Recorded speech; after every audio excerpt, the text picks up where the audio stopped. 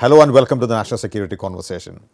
Higher defense organization in India can be described as well-oiled inefficiency.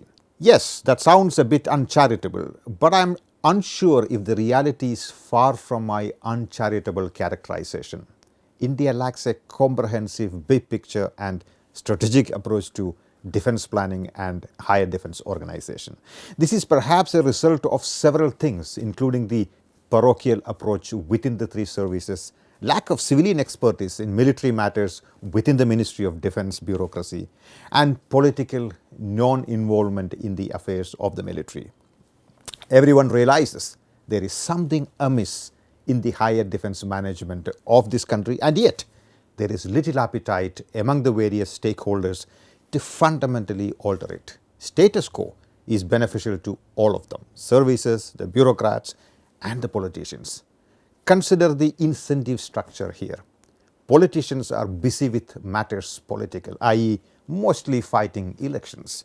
Bureaucrats are comfortable with their exclusive access to the political leaders and exercising the civilian control on the military on behalf of the political class.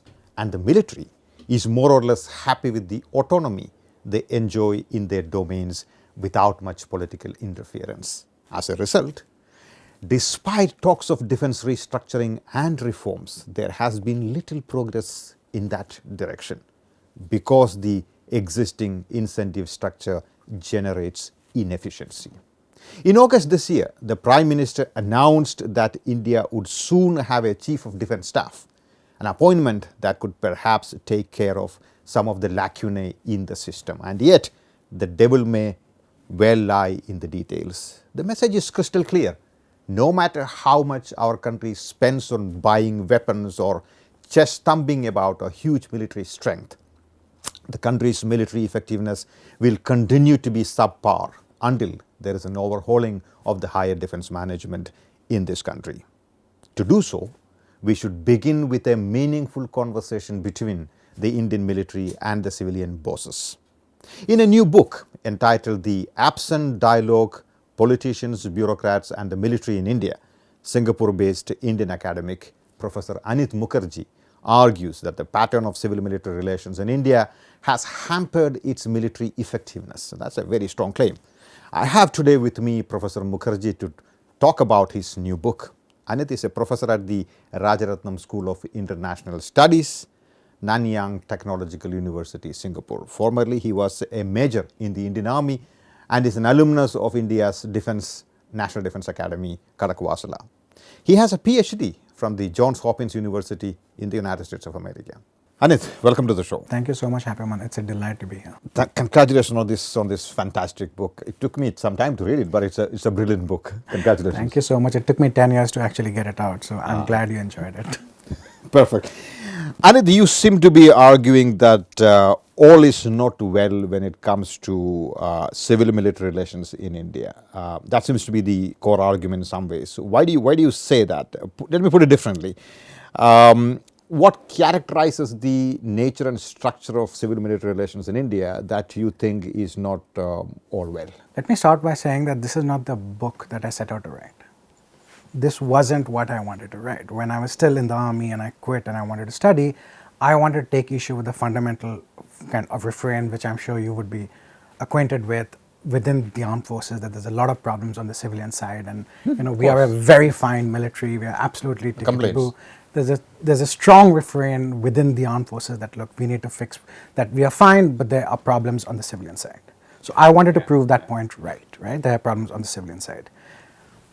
And so I thought I will do the book to actually show the problem on the civilian side. But as I got into the research part of it, what I learned was that the truth is a little bit more complicated than that. That yes, there are problems on the civilian side to be sure, but actually there are significant problems even on the military side. And so as I got into the archives, as I got into my interviews, and I did over 200 interviews with anyone I could find, former prime ministers, defense ministers, chiefs of army, air force, navy, and it was all a huge education. But as I got into it, I realized that that narrative of civilian incompetence and civilian kind of mismanagement is so strongly embedded, but that's not the whole truth, that there are problems on the military side. So as I got into it, I found out, as I say, it's the absent dialogue, that there are three different silos almost. There is a political silo, there's a bureaucratic civilian silo, and there's a military silo. And the three are not really incongruent with each other, and that creates a lot of dysfunctionality. All right, let me provoke you a bit here. Right, we all know that bureaucrats would like to keep the army at an arm's length. The politicians do not bother with matters of military, and the military would like to keep its own fiefdom, as it were. So what's new about it? What's your argument? Well, I actually take a deep dive into 5 empirical processes within the Indian military. So I would argue it's among probably the deepest dive. So I claim I'm the Captain James T. Kirk of Indian strategic studies because I'm going where no one has gone into in the depths of it. So I look at weapons procurement, jointness, officer education, promotion policies, and defense planning. And this is not just interviews, this is archival, right? And although you might find aspects of this in different books, but I would argue that you wouldn't find aspects of all of this in one book. And I should be judicious about about my own book, but I think I take a deep look into each of these 5 internal black boxes in the Indian military, which is unpacking the black box. And so apart from that, I've done a historical chapter that is about 130 pages, which is the archival chapter, which looks at 5 wartime kind of prime ministers. So I look at Nehru, Shastri, Indira Gandhi, if you look at Rajiv Gandhi and Vajpayee. What is new about it is that I have accessed a fair bit of the archival papers which hasn't been looked at before, and in one book I've looked at these 5 internal processes. Right, you call it the absent dialogue. Is it the absence of a dialogue, or is it the absence of a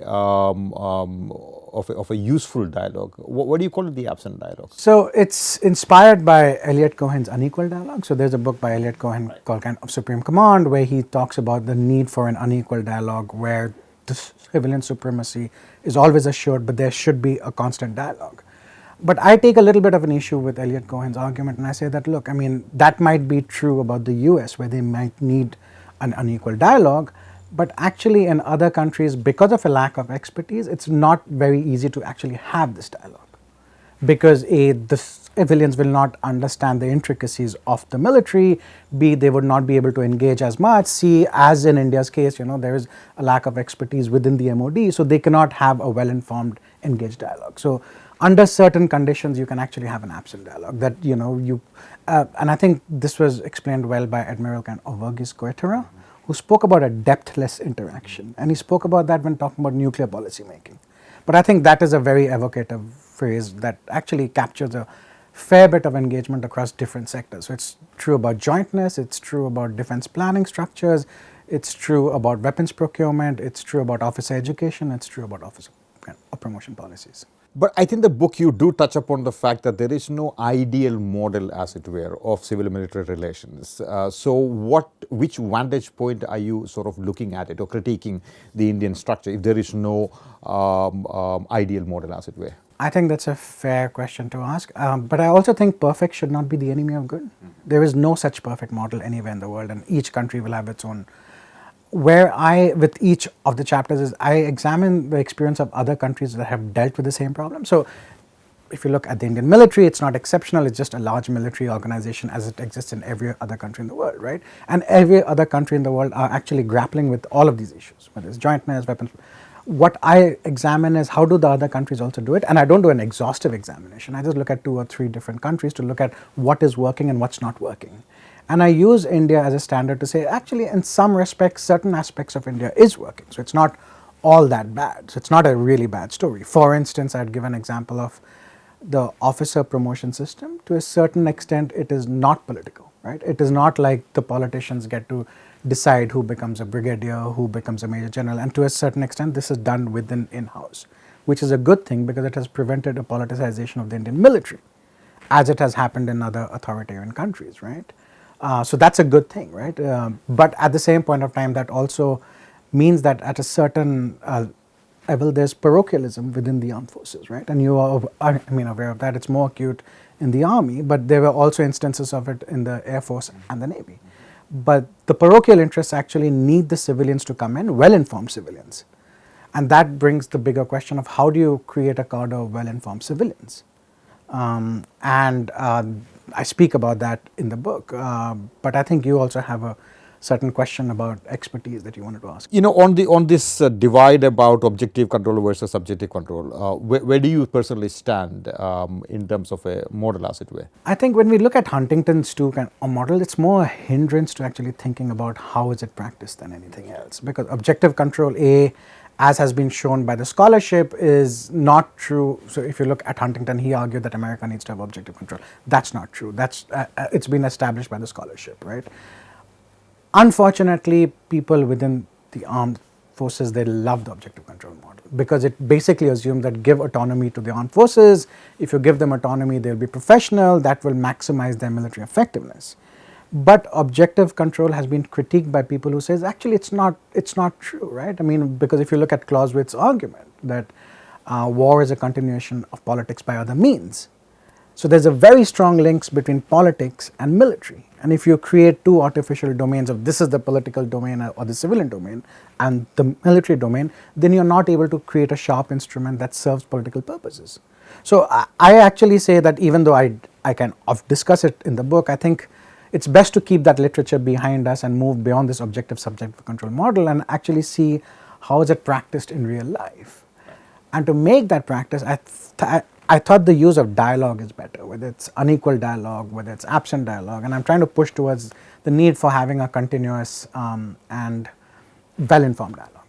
I understand the efficiency, military efficiency part of your argument. I'll ask you more on that later. But you know, look at where we started out. We started out in 1947 as a post-colonial state, and many states started out during that period as post-colonial states. Now, the fact of the matter is that we haven't had a coup. We have had a pretty robust system in India, and there is no fear of a coup like in many other states so happened. So hasn't the system served us better? Now let me sort of expand that question.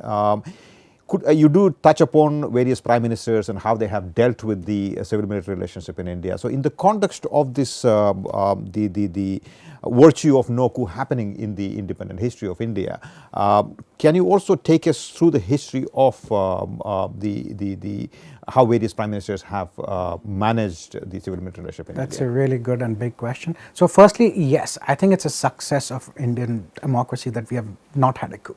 Right? That's fantastic. That's huge success, and we should be proud of that success. Why? Because I think, you know, first prime minister, responsible political system. Also, as argued by others, there have been like coup-proofing arguments made. Also, if you look at the army itself, Army, Air Force, Navy, they have actually deeply internalized this idea of being apolitical. That we are not going to be like the other. The other, in this case, is the Pakistan military, right? And so yes, I think.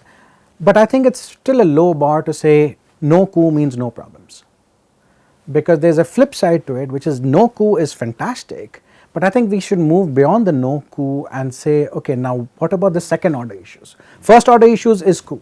So if you do not have... So this existing system may have helped in ensuring that there is no coup. Do you agree with that? Yes, okay. It has. But I think we are now at that stage in our country where I think we should move beyond this idea of no coup, because I think now we need to talk about the second order problems, and that is about effectiveness and efficiency, right? Not just effectiveness, it's also about financial efficiency. And if you look at countries, established democracies like the US, UK, France, once they have overcome the first order problems of having firm civilian control, they have actually focused more on the second order problems. And where the book comes in is saying that, look, the fact that we didn't have a coup is a very good historical post-independence achievement of the Indian state. But in India of today, the coup should not be our primary concern. It should be efficiency and effectiveness. And I think on that count, you could ask questions of, and we could talk about this afterwards, but let's say what happened in Balakot and the day after. And I do... What happened? Well, I think in terms of the amount of expenditure we did, we should have done far better on both those days, right? Which is, so to expand on that count, I think we should have had better evidence of actually hitting the targets. Even now, if you ask people based outside India, they take it with a pinch of salt. right? Whether we did hit the targets or not. So you're saying that doctrinally India may have tried something new That was a fantastic in thing to do. February this year. Yes. However, on the ground, materially speaking, the outcome was questionable. And that is because of a lack of inefficient management. Is that what you're getting at? I would say let's move beyond the triumphalist media narrative. I think it is a fantastic. Yeah, it is important to do that. Yeah. Right. I think it's important to ask questions of the Indian Air Force of saying that A, did they actually carry out live practice training before they did the mission? Right? Because there are stories that argue that they didn't have high altitude training grounds. So that's a fair question to ask, right? Sure. B, let's talk about the day after, right? The dogfight the day after. Why does the Indian Air Force invest in having 3 large AWACS, whereas the Pakistanis have, I think, 6 or 7 smaller AWACS? We have to ask questions about what, and you don't have to do it publicly, but an in-house exercise should have been undertaken. And I think it's, why didn't we have hardened shelters in Avantipur? Why didn't we put our frontline aircraft back in Srinagar? What was the Air Force concept of operations on both those days? But these are all purely technical military matters. How are you linking that with an absent dialogue between the civilians and the military?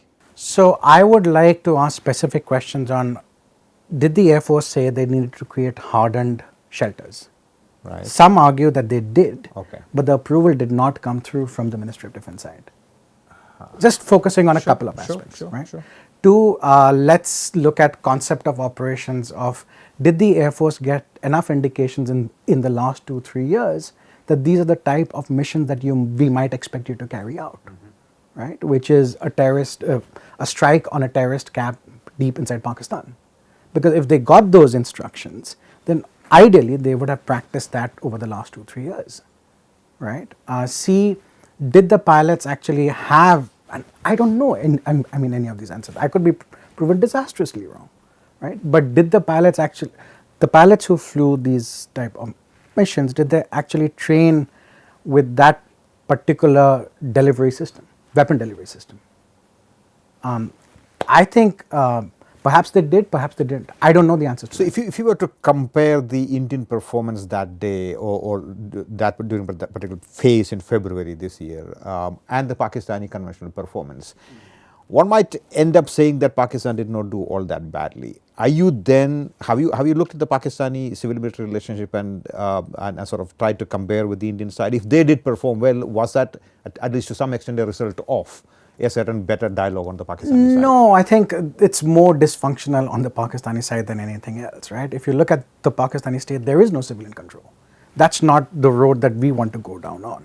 And again, I want to be very careful with kind of Balakot, because it's easy to overread into one tactical engagement, right? And say that, but I also felt with what happened the day and the kind of next day after, as an Indian, I was a little angry that I thought we should have done better on both those days. Yeah.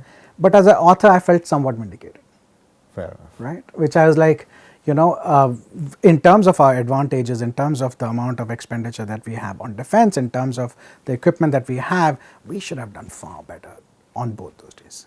Sure, I agree with the argument about Pakistan not being a good model, but look at it this way. On the Pakistani side, there are no two power centers. There's just one power center, which is the army. Right. And therefore, their ability to do things as they plan to do it is unencumbered. There is no hurdle, as it were. That's not a model, but that may help them in better utilizing their armed forces and material that they have. So if that argument goes into saying that they get the equipment and the force structures and what they need without civilian, let's say, questioning, there might be something to that. Except I think the downsides of that are astronomical. And I think the downsides of that are paid by the people of Pakistan. Sure, but you're looking at it very clinically. You are basically saying that effectiveness is what matters, right? At the end of the day, your argument is that the absence of a dialogue between the civilians and the military is military ineffectiveness. That's what you're getting at. So what you want at the end of the day is effectiveness in military effectiveness. That's what you want. Well, as a second order problem, not as a first order problem, not at the costs of loss of civilian control. So it shouldn't be that effectiveness is like the only thing that you care about. Effectiveness is important and extremely important, right? But not at the cost of loss of civilian control. Right. Can you tell us a little more about effectiveness? Because that seems to be one major theme that's running through your So book. effectiveness is a really difficult concept to study and to operationalize. Ideally, I would have liked to look at, and that's what academics do. They would like to look at body count measures of effectiveness, right? How do the sort of tactical operations, the number of troops that die on both sides would give you a very clear signal of effectiveness, right? Unfortunately, we cannot do that for India, Pakistan, China, because all three countries are still pretty opaque about their operations. And so to actually examine effectiveness, I looked at 5 inputs that go into effectiveness. So I don't look at the output level, I look at input. And this is an approach taken by others also. So I look at what would constitute for effective militaries, and the assumption being that you would be an effective kind of military if you do 5 things well. Weapons procurement, you get the arms you need to fight the wars that you want to fight. Defense planning, which you're able to create the force structures you need to actually operate. Third is jointness, Army, Air Force and the Navy's ability to operate together. Fourth is officer education, which is you educate your officers in the best possible manner. And fifth is officer promotion policies. And I argue that in all 5 of them, there are elements of dysfunctionality that come because of the interaction that we have between the civilians and the military. Right. Of the, you're talking about the indicators or the input side of the effectiveness, as it were. Weapons procurement, jointness. On jointness, it is perhaps the parochialism within the armed forces that prevents a certain amount of jointness. I'll come to you. As far as professional military education is concerned, it is within the ambit of the armed forces. Officer promotion policies within the ambit of the... Largely, not completely, but largely. Yeah, largely at this... not at the senior level. Right, not at the senior level. Now, the only thing that are probably missing out here is weapons procurement and defense planning. So, of the 5 things that you mentioned as far as effectiveness is concerned, would you say that 3 are probably healthy on the Indian side and 2 are probably not? Or that's not how you're not looking at it? No, that's not the way I'm looking at it. I'm examining it through how do these 5 processes unfold in the Indian military, right? And for instance, on the jointness, we know that the services are attached to a single service narrative, right? And that's why they've been opposing creating joint theater commands or a chief of defense staff, and they've been like trying to push for a permanent chairman chief of staff. So I think it's great that the government announced the creation of a chief of defense staff, right? On August 15 this year. But I think there is a single service approach is a strong indicator of how the Indian military operates, right? I mean, I'm sure it's not a news to you, but if you look at the theater commands of all 3 services are not co-located and they're not co-linear also.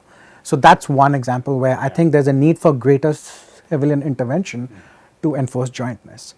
On education, for instance, on the education thing, I think there's a need to create greater civilian faculty interest who teach at Army War Colleges, Air Force War Colleges and the Naval War Colleges.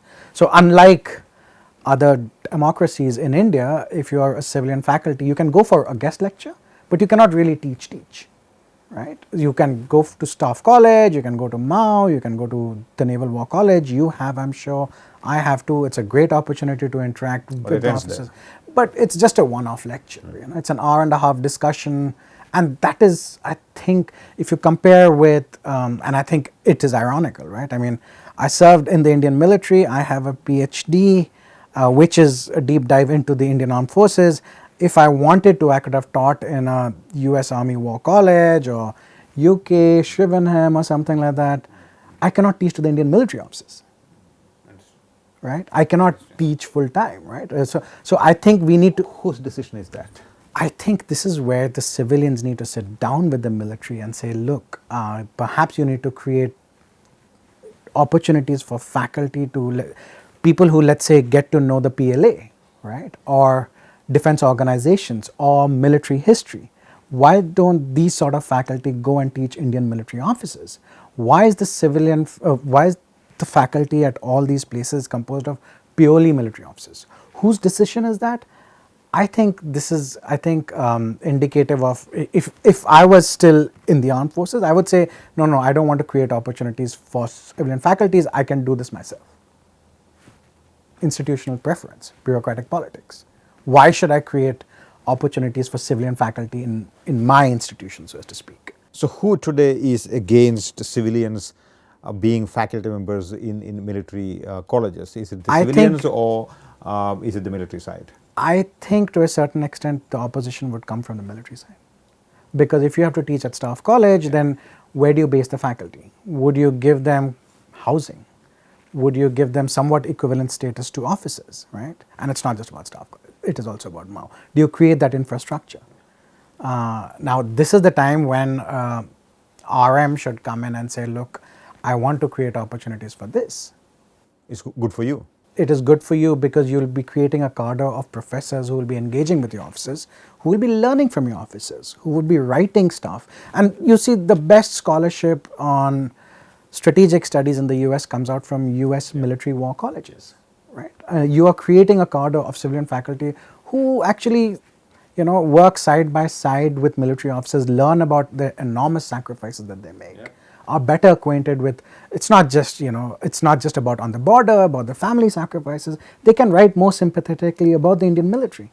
So you're losing an opportunity to get yourself more well known with Indian academia. And then you would like to complain of academia doesn't understand the forces, or even worse, that they're anti-national, which I think is just a cheap shot. And on the one hand, you make the argument that there is strong bureaucratic control of the military in India. On the other hand, you do, and the book shows that there is a lot of autonomy enjoyed by the armed forces. How do you reconcile these two? That's a very good question. This is something that I grappled with, right? Because if you look at the narrative within the military, it's all about overwhelming bureaucratic control. And there are elements of bureaucratic control which is looking at financial approvals. So if you look at financial approvals, a lot of them have to go through the Ministry of Defense bureaucracy. That is a form of strong bureaucratic control.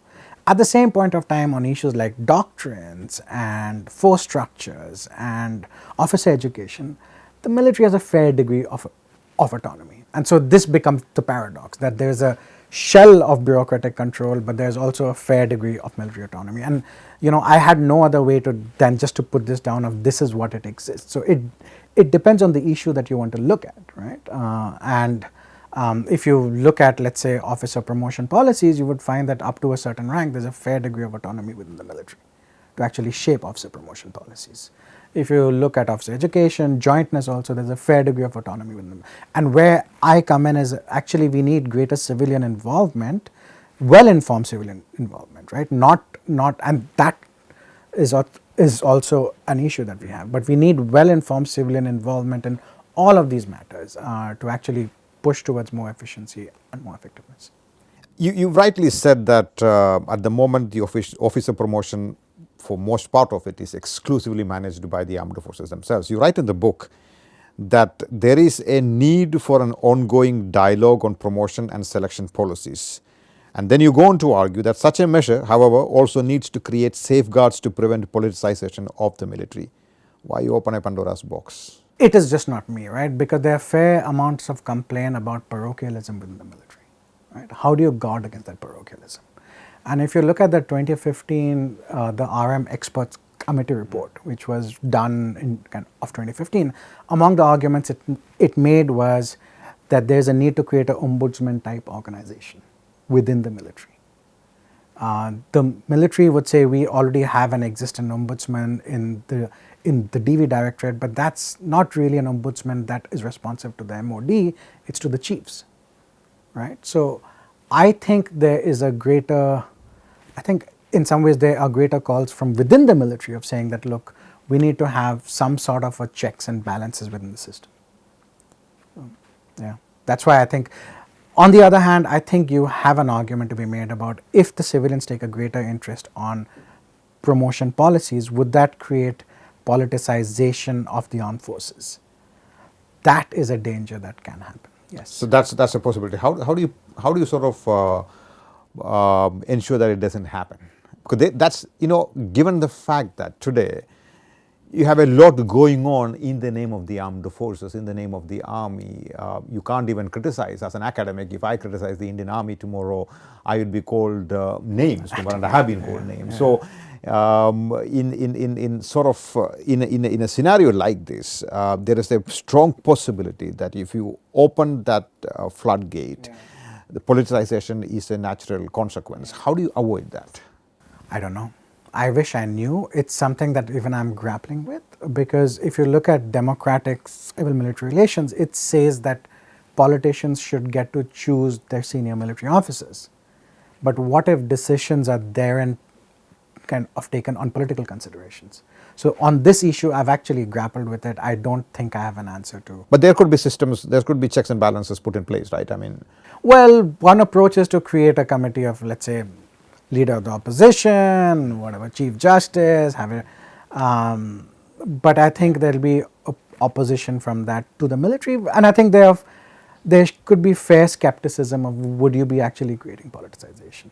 The counter argument to that is, if you look at how it has played itself out historically, it's always been a political decision. It is always the Prime Minister / RM's prerogative of who gets to be the chief. It is not this formulaic thing of seniority driven kind of promotions. It is always a political directive. But yes, I'm acutely aware that it could create avenues for potential politicization of the Indian military.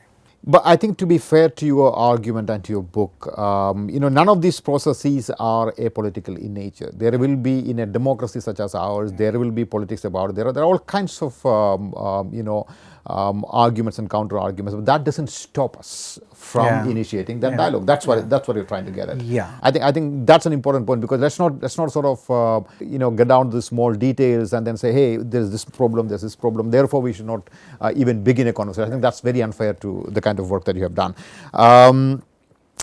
You keep talking about the importance of the political class trying to understand what's happening in the military. I think that's a very, very fair point you are trying to make. But my question is, again, of course, it's a very tactical kind of a question. Would the armed forces welcome if the civilians start showing up? If the civilians start engaging them, if the civilians start going to their military colleges, how do they react to it? Or is it a matter of mindset which needs to change? I think it's two-way street, right? I think there's a fair amount of interest within the military to engage with the civilian politicians, right? And I think they welcome visits by the RM or the PM, and I think the PM has undertaken this sort of tradition, which is he's going to visit the troops in the forward areas. This is welcome, right? This is very popular because they want to actually engage with the civilian establishment. So I think that there is a greater understanding even in the armed forces that, look, I mean, you cannot build up these cantonment walls and wish away the India that stays outside these cantonment walls, and they actually want. But they also think that, look, they're not opposed to the political engagement. What they see as a bugbear is the civilian bureaucracy, right?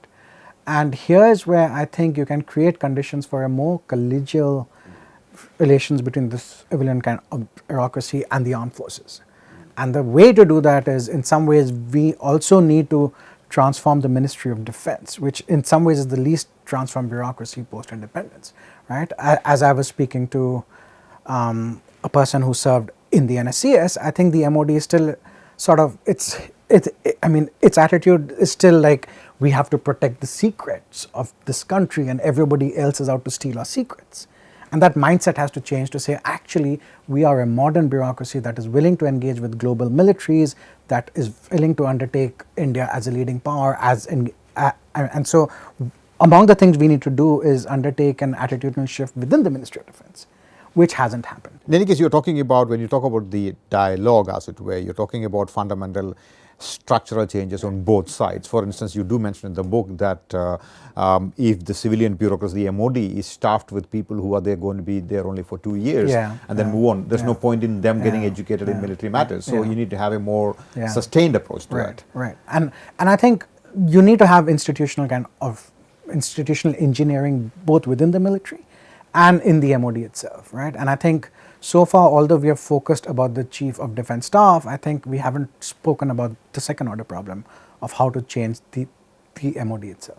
Anit, you identify three reasons in the book as to why the current unhelpful pattern of civil-military relations has not changed. One, you say the lack of an existential threat. Then you say the secondly, low salience in electoral politics, and the reluctance, thirdly, to change the status quo. Now, on the question of low salience in electoral politics, what do you mean by the low salience in electoral politics? Is that changing? Are you talking about the low salience of military matters in electoral politics? If so, I think there seems to be some change in the recent past.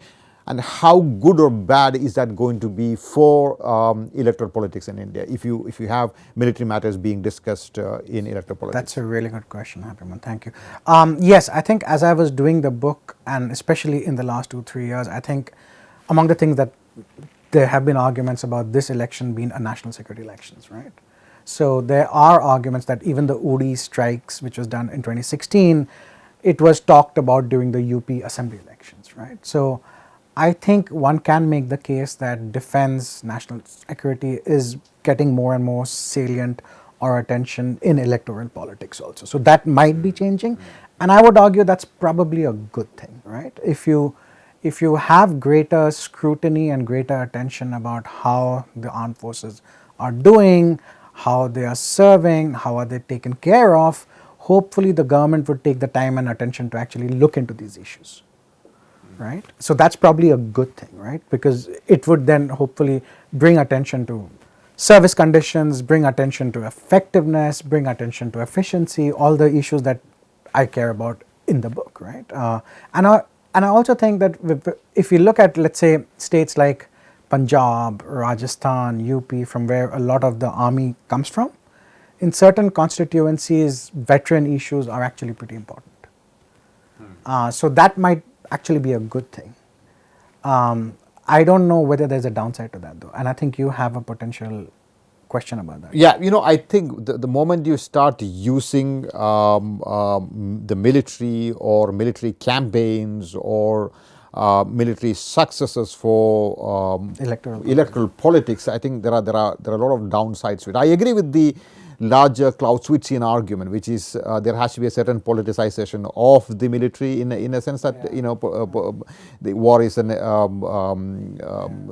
extension of politics, as it were. But I think there's a clear downside to I think I'd agree with you, right? I mean, and I think the directions from the election commission ahead of the election that you cannot feature Air Force uniforms on your poll campaigns was necessary, right? So if you're talking about that sort of a downside, I would be completely agreement with you that that in case they start to like tom military achievements in a very overtly political way, there is a downside to that. But I also think it's a spectrum, right? I mean, you can go to one end of the spectrum and say that, look, this is complete politicization. I hope that we will like move to the sweet spot in the spectrum.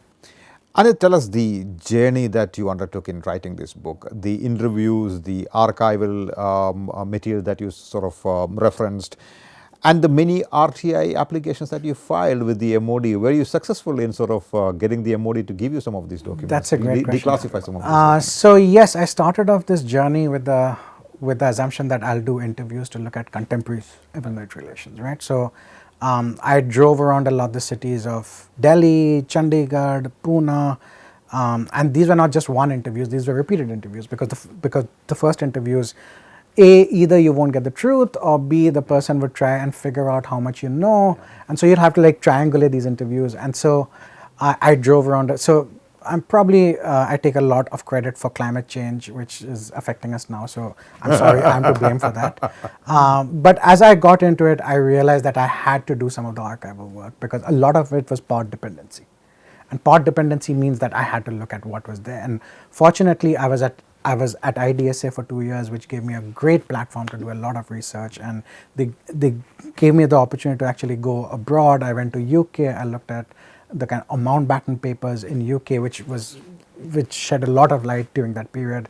I looked at the Huxar papers in the Tinmurti archives, which was also extremely useful. So I sort of did interviews, I did archival work, and then I did an RTI application while I was at IDSA against the Ministry of Defense, which is ironical because I was a Ministry of Defense employee. So there was this interesting episode where I was facing the judge and the RTI guy, and the MOD guy come and says, "You're working at IDSA. Don't we pay your salary?" And I'm like, "Yeah, but I did." But the sad greater good, right? And the sad aspect of that episode was that the judge fined the MOD 2,000 rupees, which was actually the Government of India Union, which check I've kept because I don't want to encash the taxpayer's salary to because they said you are misleading the applicant. But the MOD said in the RTI code that they couldn't find the 6 documents that I had asked for, which was a lie, right? Which was not true, but which also told me about the bad state of record keeping within the defense establishment. Some of these documents have been declassified, put out by others outside India. And I just think that we are missing a larger issue, that we are missing a larger ability to actually let scholars look at. And I think again, I've spoken about this passionately. I care a lot about this. I think you cannot develop strategic studies in this country until and unless the military declassifies. And I think it is, and I use my word very carefully here, I think it is immature and juvenile that we do not really have a declassification policy. Right. Do you want to continue? Yes. I think that the fact that we do not have an officer in the 3 service headquarters and the Ministry of Defense whose job it is to declassify, so the job won't get done. And I looked into this when I was at IDSA. I spoke to people and I spoke to people in the services, and they said, "We are willing to declassify, let the MOD give us the orders." So I went to an MOD official and I said, "Why don't you give the orders to the service to declassify?" And the services and the MOD official said, "Only the classifying agency can declassify. So the services are classified." So I was like, perfect catch-22. Yeah, absolutely. Right? And I was like, well done, both of you. You did a fantastic job. But I also think it is still juvenile and immature, and India needs to do better on this count itself. Unfortunately, I don't think anybody yet really cares about this. Anit, what would be 2 or 3 of your suggestions if we were to begin a dialogue, so that there is no absent dialogue? To initiate a dialogue, what are the 2 or 3 things that needs to be done? So I think people wiser than me, more experienced than me, have also looked into answering this question. I learned a lot from Arun Singh, whom I interviewed 3 times. He was amazing. But I think the CDS is a good step, right? But as you and others have also argued, CDS needs to be empowered adequately. It should not be just a glorified CISC. But even beyond that, I think we need to, and I think this has come through in a report by N.N. Vohra also in 2001, who said you need to create a cadre of experts within the civilian bureaucracy who man national security bureaucracies, whether it's Ministry of Home Affairs, and you could ask people who are associated with that, whether it's MOD, whether it's NSCS. So I think that, and this idea is not new, right? I mean, from the first Administrative Reforms Committee in '67, you have had this idea of domain expertise within the IAS. So I think that would be one. Third would be about institutional redesign of the Ministry of Defense that is able to transform itself, is able to get on board certain of the military officers so that you can get over the information asymmetries that is inherent to the system. Fourth would be about declassification, right? I mean, you cannot create well-informed civilian experts if you're not able to teach your students at JNU and other schools. And I think you are missing a larger point, which is you're not able to educate the next generation about, and I think the story of India is actually a pretty good story. I mean, the fact that we haven't had a coup, the fact that we have had countless people who have made sacrifices to make this country great, and I use these words carefully, we can make India greater still if we allow people and students to kind of learn from our history. Anit, here is my final question. Yes. The answer to which may land you in some trouble, I suppose. If not already. You keep talking about this rumors regarding the 2012 coup attempt by the so-called coup attempt by the Indian Army. So why were the battalions from Hisar and Agra moving towards Delhi in January 2012? What's your story? So there are narratives to this, right? And I've spoken to people who are closely associated with this. There are 2 different narratives. One, which is sympathetic to General V.K. Singh, which was he was just undertaking and an exercise and a training, and that this was a misinterpretation to poison the people against him.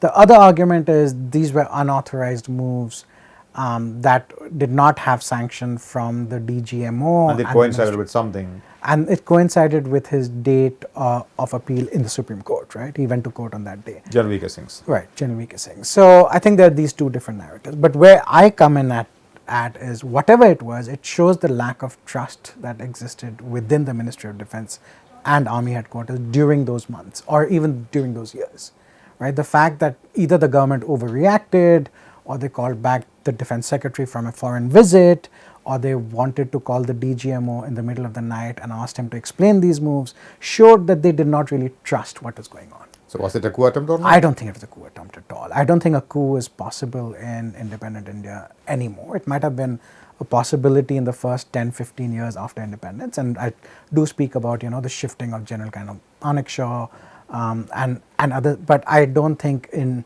India today, where we have strong democratic institutions, where the people of India love freedom and democracy, I don't think the army and the army itself, there's nobody in the army who's seriously wanting to take over this country, in part because this is such a difficult country to govern. I tell you. Anit, wonderful talking to you. Thank you so much. Thank you. Thanks a lot. To receive instant updates on all videos from The Wire, click the subscribe button and hit the bell icon. Pay to support independent journalism. Click the link in the description and choose the amount you want to pay.